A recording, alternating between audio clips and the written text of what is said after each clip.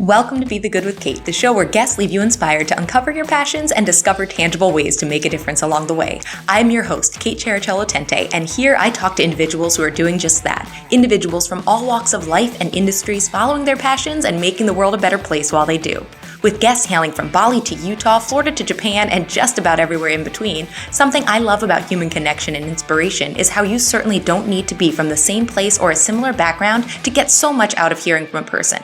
In fact, I think it is better that way. We notice how we as humans are so similar in so many ways, and how each of us has so much power to make a difference in our own lives and the lives of others. I hope you're inspired here to start, restart, or continue your journey of finding your passions and helping others along the way. I love a text saying, "This made me think of you today." If there is someone in your life who could use today's story, click share and send their way. And thank you for helping to inspire more people. Now onto this week's episode. Let's spread a little more goodness in the world. Welcome back to Be the Good with Kate. We are going into sustainability mode here today with crafting, sewing, and lifestyle tips. Thanks to Liz McDade, our guest today. She is the founder of No Trace. Liz is a creative who teaches others how to craft a zero-waste life with sewing and mending projects and zero-waste lifestyle tips. She has been featured in all sorts of news outlets and has a YouTube channel focused on zero-waste sewing and crafting. She's currently doing a series of videos on repair projects to help keep clothes and other textiles out of the landfill and in use. And she does a great job with all these online resources. Liz, thanks so much for being here. Yeah, my pleasure, Kate. Thanks for having me. I'm always happy to chat about the things I care about. Oh, well, this is wonderful then. And I know you're in California here. Is that where you're from? No, I came out here for college. I actually grew up in Texas and Alabama. And then I fell in love with California and with someone who's from here. So I ended up staying out here. Excellent. Hey, that's how my husband ended up in New Jersey. So there you go. Yeah. How did sustainability become a part of your life? Yeah, I've always considered myself an environmentalist going back to college. So when I was in college, I started thinking about becoming a vegetarian and the impact that eating meat has on climate change. And then from there, things just sort of started growing. So I started thinking more about transportation, the impact of transportation on climate change, and started to start riding my bike a lot more and thinking about the vehicles that I'm driving. And then, so that had been a part of my life. And then I started composting with my boyfriend, who's now my husband. We were living together, composting. So that became another important part of my identity, is just sort of, avoiding food waste. And then it was several years ago that I learned about the zero waste movement. So this is a movement inspired by a few different people who took time to see if they could truly produce no trash in their everyday living. So one of the most well-known individuals in the movement is Bea Johnson. I'm not sure if you're familiar with her work. And there's other people as well. And so I saw basically like a little mini news story about someone who had managed to avoid trash and produced a small jar worth of trash after 1 year of really intensive efforts. Wow. So yeah, my mind was blown. And at that time, so I have two kids and I'm married. So we were fairly good about recycling and composting, but we definitely weren't at that level of reducing our waste. We're still not at that level of, A lot. yeah, it's really impressive. But it definitely inspired me to take a look at the trash that we did produce as a family and really see what we could do to cut it down. So that started this journey to start, for one, grocery shopping differently and avoiding packaged goods, and sort of thinking about what are our favorite dinners and how can we cut down on trash that we produce as a result of, some of our favorite foods. And I realized on that journey that there's a very simple tool that we could use to cut down on plastic bags. And that's just a reusable drawstring bag to take to the grocery store to fill with our fruits and our vegetables and things from the bulk bins. And this little drawstring bag was not available in any of our local stores. They had some synthetic versions of a drawstring bag. And I realized that I would be swapping one form of plastic for essentially another form of plastic. Let me pause real quick. Synthetic, in case someone doesn't know what that is, give them a definition of why you don't want to go for that. Yeah, so synthetic materials are usually like a form of polyester or nylon or some material that comes from fossil fuels and will not break down on its own in a landfill. It will essentially become a permanent piece of trash. Yeah. Yeah. So I realized that locally I couldn't find these bags. I ended up ordering some from Etsy, 100% cotton drawstring bags. And I realized I could make these. So I know a little bit of sewing. I wasn't super skilled at that point, but it's basically, sewing sort of like a pillowcase. So that was the very beginning of No Trace, was realizing I really want to shop with cotton bags, cut down on waste. I can't find these cotton bags locally, and I could just make them. So I started making them for us and then for other family members and friends. And then I started selling them in farmers markets and in local stores. And I also started adding to my sort of product line, if you will. So thinking about what else we could use in our home to cut down on waste. So what kinds of reusables could we switch out for? And so I started making things like cloth napkins. I also made wax wraps. And yeah, so that's for the beginning. Sorry, that's a really long story. No, that was great. And I really love too that idea of you took something that I think so many people might not even think twice about, like, oh, a bag. And granted, most states, I think most states now, but I know ours, you don't get plastic bags anymore in stores. Like you have to buy one or bring one. But you said, okay, not only that, but what is the material, something that can break down, be reused.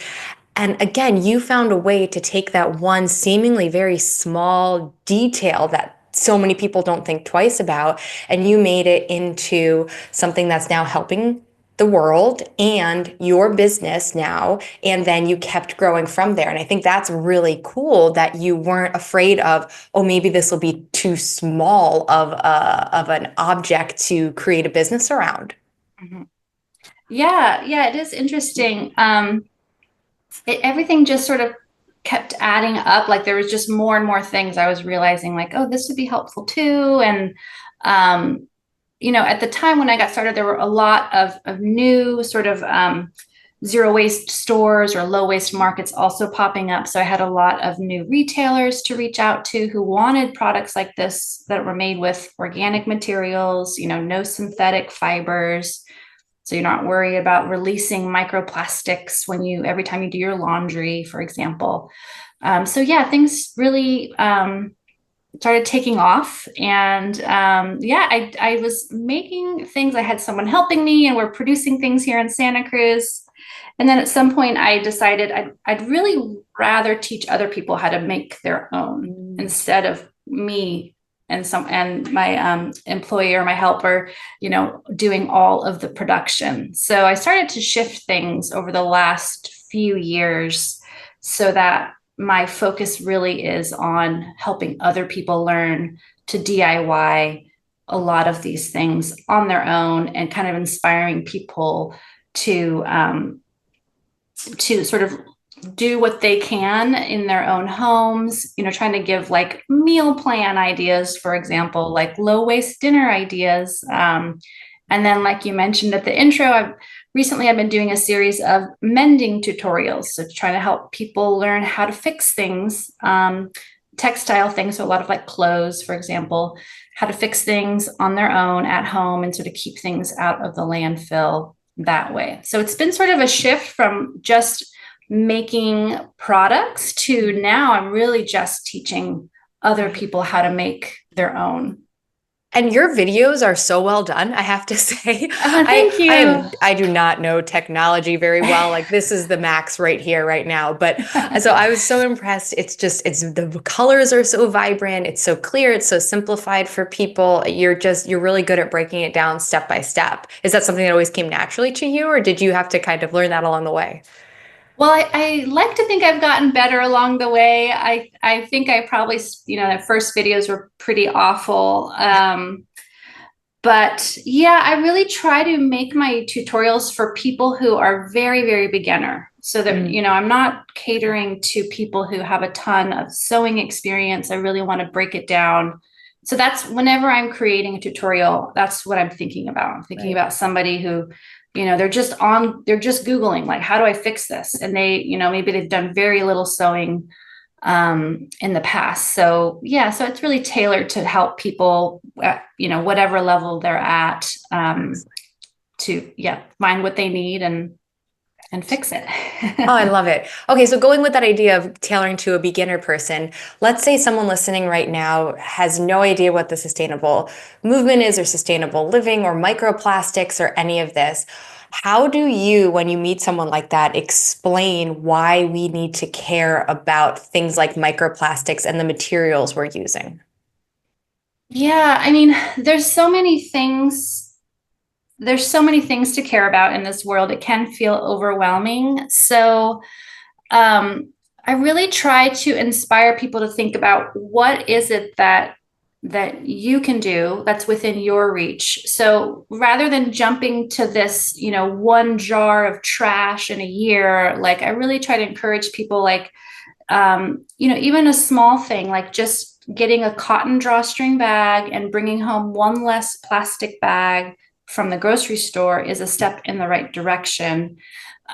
So that's sort of where I'm at. And then what I find is that often people will start with something really small, and then it becomes easier to add on more and more actions. And I do have a blog on my website where I talk about there's so many ways to have a positive impact on the planet as an individual. It's not just like, if sewing is not your thing, for example, that's okay. There's a lot of steps that people can take. So I do try to encourage people to find what you can do. And I try to provide some resources and information and inspiration. But yeah, I just think, I mean, if you don't try to do a little something, it can feel a little bit overwhelming. Like, I just think that action is the antidote to feeling overwhelmed by some of our issues and problems, and, climate change forecasting. And That's a it can great way to feel put it. like, yeah, it can feel like a lot. And so my hope is that helping people take small steps can really kind of help them feel like they can do something. We all can do something, and it doesn't have to be really heavy lifting. And then the more you do, the easier it is to sort of add on and do, and, keep going forward and tackling new challenges. It's so true. When I had a baby 14 months ago, and that was really just the next level of realizing how much is made from, this is the word, bad materials, let's say not as great materials, that's out there.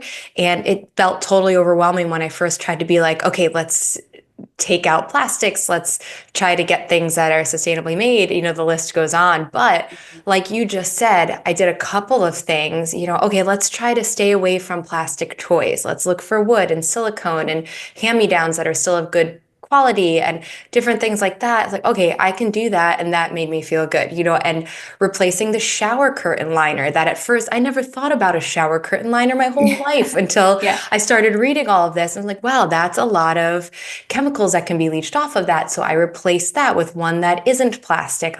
Okay, I feel great about that. And so you were so right on with, it's taking some small steps, because it can be a lot otherwise. And our society doesn't help that. Like when we go to a grocery store, everything's in plastic, it seems like sometimes. What was your first way to navigate a grocery store with this, once you started to really tune into, I want to be more sustainable?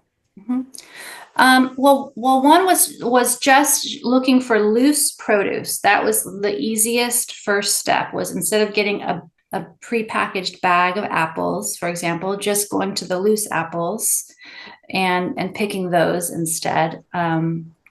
Same thing, like, we love cauliflower in my family. Yeah. And if we can't find, loose cauliflower, well, we're just going to do broccoli instead. And we just make little swaps. So that was the very beginning, was just the produce, just focusing on the produce.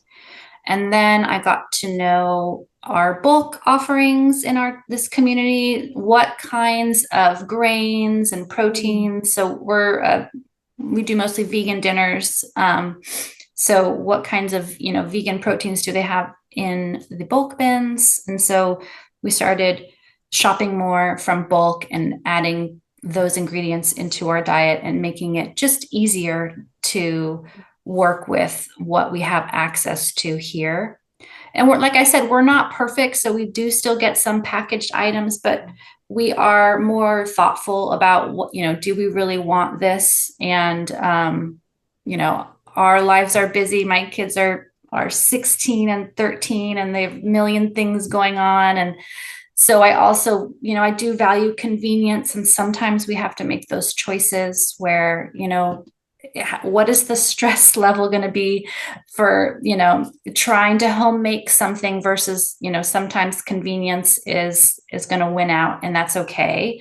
So I definitely, continue to find a balance between doing what we can without feeling overwhelmed and super stressed out, because at this stage of my life, like, there's only so much I can do. There's a lot I can do. But I'm not going to beat myself up about things that are just, a little too much of a stretch for me right now. So that's so well put. That's because otherwise we stress ourselves out so much that then we're hurting our health. Right, exactly. It has to be a balance. Right.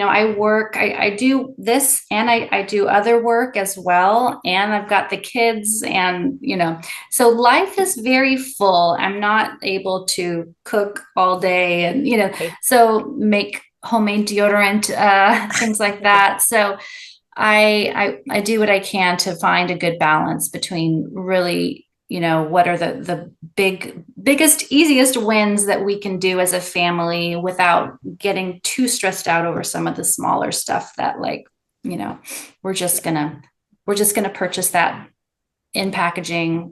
We do eat tofu and tempeh, and we can't really get those in bulk. And that's okay. Those are great reminders, because I think sometimes, the casual listener to a show like this might say, oh, well, Liz probably has all day long to just work on being sustainable. It's like, no. Listen to your life. It is very full, very busy. So thank you for sharing that, because that's a great reminder for everyone too. Yeah. And Liz, Yes. What is the most surprising aspect of your life today, as opposed to maybe before you really had dove into all of this world of sustainable living and your work and what you're doing? I think one piece is how much my kids are on board with it. They've really gotten behind it, and are very interested in cutting down on waste as well. That sort of surprises me sometimes. Sometimes one of my daughters will tell me, like, "Are you sure we need to get that, Mom? It's in packaging." And so I have to defend my choices to her once in a while. So Sure. that has been a little surprising, which is great. Yeah. She's advocating, and my other daughter as well. They both care about these issues. So that's been really nice, because it could have backfired in a way where they were, upset with restrictions or limitations. And so it's been really great that they've been on board. And like I said, we're not, we still allow for a lot, some of these conveniences and packaged items. So it's, we're not completely restrictive in our home, which I think is important too. But I think their reaction has been positive, like surprising in a positive way. And then also, one thing that surprised me on this journey was, COVID kind of shut down a lot of bulk shopping options, which was a Sure. bummer.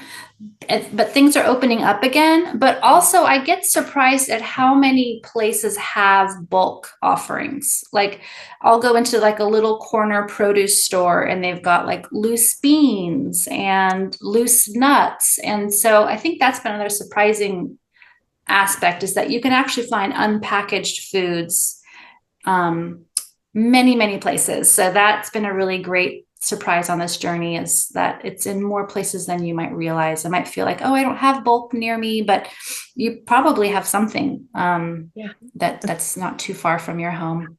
I'm feeling like the word awareness is coming out here too, just really being aware of what's around us. Yes, absolutely. Yeah. And I want to hear more about people following you on YouTube and Instagram. Let us know where we can follow you, but also just tell us a little bit more about the content. We talked about the repairs, but there's a ton of videos there. Yeah. So obviously, like right now, I've been in this world of repair, which I really love. But a lot of my content is also about fighting textile waste in general, and helping crafty people repurpose small pieces of fabric in creative and functional ways. So a lot of my tutorials are working with really small bits, and finding unique ways to repurpose those, and kind of encouraging people to not just throw out fabric scraps.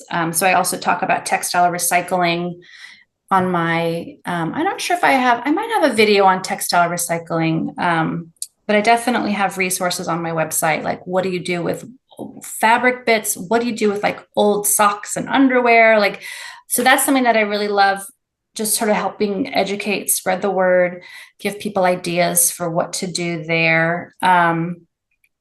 Yeah. And then I have a ton of just beginner sewing projects too, because I feel like sewing is such a great skill. If people are excited about learning to sew, it can be really helpful in fighting textile waste, and just sort of being more sustainable, doing more DIY in your own home, kind of reducing consumption in general. So I have a lot of really beginner friendly videos on my channel also, just to help people learn the basics of sewing. And the website for all of this is notraceshop.com. Yes. Yeah. Okay. Yeah. No trace. So the idea is helping people reduce their trace, maybe leave no trace or a smaller trace. So notraceshop.com is my website. And that's my channel also, is No Trace Shop is Excellent. My YouTube channel. Mm-hmm. Oh, yeah. Great. Liz, thank you for what you're doing, and just for being so generous with sharing all these resources for everyone. For sure. Yeah, it's been great chatting with you, Kate. I'm super happy to share and go on and on about these things. So it's been my pleasure for sure. It's been wonderful. And I feel like, the learning aspect of everything you shared, plus knowing all these resources are out here, this has been such an educational episode as well, with a lot of tangible advice. So thanks, Liz. Keep up the great work. Thank you, Kate. Take care. Thanks for tuning in. If you found this helpful, a 5-star review, like, or comment means the world to me. And if you found insight in this episode, chances are someone else will too. Share with a friend to give them a boost today. Until next time, I'm Kate Chiaratello-Tente, and this was Be the Good with Kate.